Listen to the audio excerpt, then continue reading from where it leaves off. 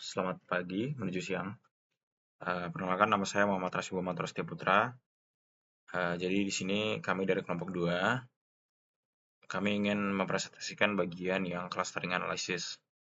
Oke, mungkin dari datanya. Jadi data ini adalah data customer, seperti customer itu annual income-nya berapa, pendapatannya berapa, dan spending score-nya itu di range berapa.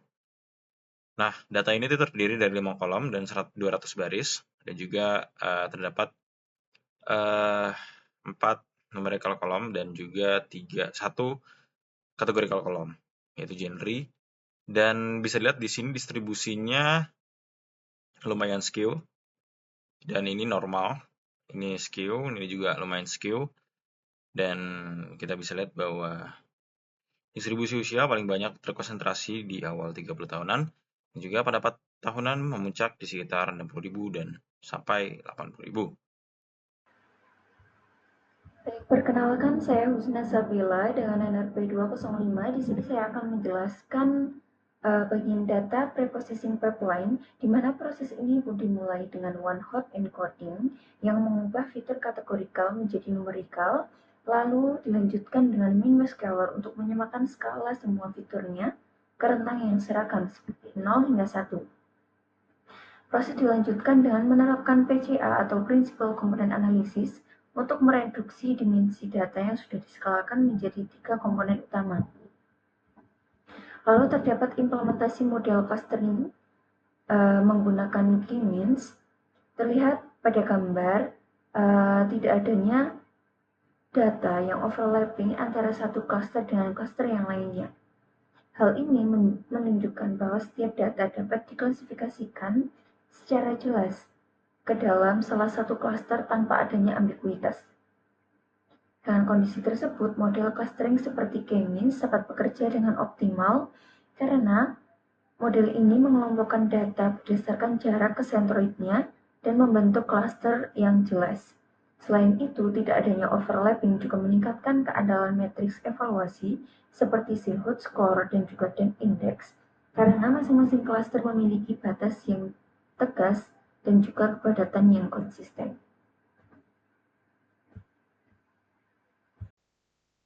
Baik, selanjutnya adalah pembahasan tentang hierarchical clustering method menggunakan Word. Kita perlu ketahui terlebih dahulu, hierarchical clustering ini adalah metode pengelompokan data yang membentuk cluster namun secara bertahap. Di mana cara kerjanya sendiri, awalnya setiap titik itu dianggap sebagai cluster sendiri, lalu kemudian algoritma akan menggabungkan dua cluster yang paling mirip. Pada visualisasi yang kelompok kami buat, dapat ditunjukkan hasilnya dari beberapa nilai K. Saat nilai K-nya 2, terlihat dua klaster utama dengan batas yang jelas, mengindikasikan adanya dua kelompok perilaku yang paling dominan. Sedangkan pada nilai K sama dengan 3, terbentuk subdivisi dari salah satu klaster. Ini menandakan salah satu klaster terlihat lebih menyebar. Artinya kelompok ini memiliki variasi perilaku yang lebih beragam. Selanjutnya adalah DB-scan. DB-scan sendiri adalah metode clustering yang mengelompokkan data berdasarkan kepadatan titik atau density suatu data. Jika dilihat dari data hasil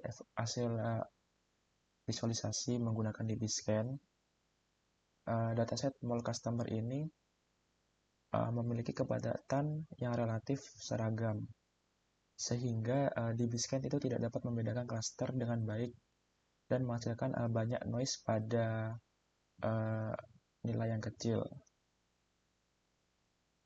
atau pada satu klaster yang besar pada nilai yang besar. Hal ini menunjukkan DB-scan itu kurang cocok untuk data distribusi kepadatan yang tidak kontras atau yang seragam. Baik, terima kasih atas kesempatannya. Pada kesempatan kali ini saya akan menjelaskan tentang materi evaluasi K-means.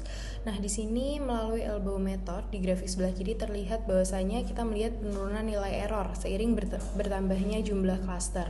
Jadi ada titik siku pada grafik ini itu biasanya menunjukkan jumlah cluster yang optimal. Misalnya pada K yang berjumlah 4. Namun jika kita melihat dua metrik lainnya, nah itu di situ justru menunjukkan nilai tertinggi saat K2. Artinya di sini ketika data itu dikelompokkan menjadi dua klaster, hasilnya paling padat di dalam klaster dan paling terpisah antar klasternya. Jadi bisa disimpulkan bahwa dua klaster itu memberikan hasil pengelompokan terbaik untuk data ini. Terus pada similarity matrix kita melihat bahwa heatmap yang memperlihatkan seberapa mirip satu item dengan item lainnya. Jadi warna kuning itu menandakan bahwasanya kemiripan yang tinggi antara keduanya. Sedangkan warna ungu tua itu menunjukkan kemiripan yang rendah.